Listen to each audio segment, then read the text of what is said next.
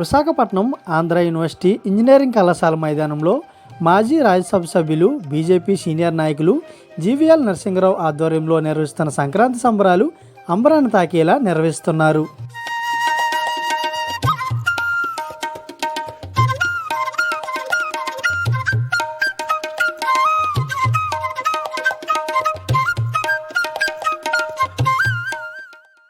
ఈ వేడుకకు సంబంధించి వివిధ ఆకృతులతో వేసిన సెట్లు చూపులను విశేషంగా ఆకట్టుకుంటున్నాయి.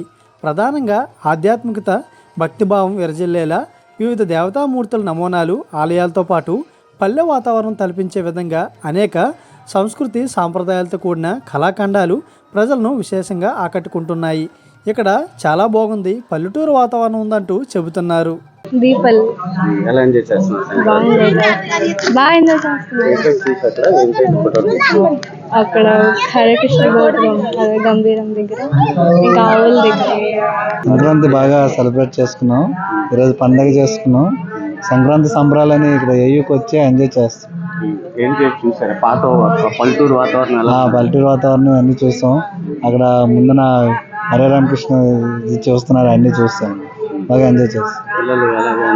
పిల్లలు బాగా ఎంజాయ్ చేస్తారు. నా పేరు వికాస్ని, మేము చిన్నవాళ్ళపేట నుంచి వస్తాం.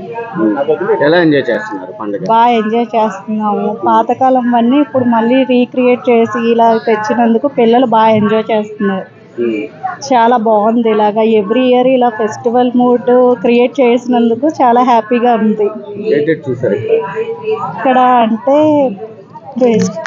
టెంపుల్స్, ఇంకా పాతకాలం నాటి ఇల్లులు, అవన్నీ చాలా బాగున్నాయి. బాగా ఎంజాయ్ చేస్తాం. చాలా బాగున్నాయి. గంగిరెద్దులు, గాలిపటాలు అవన్నీ చాలా బాగున్నాయి.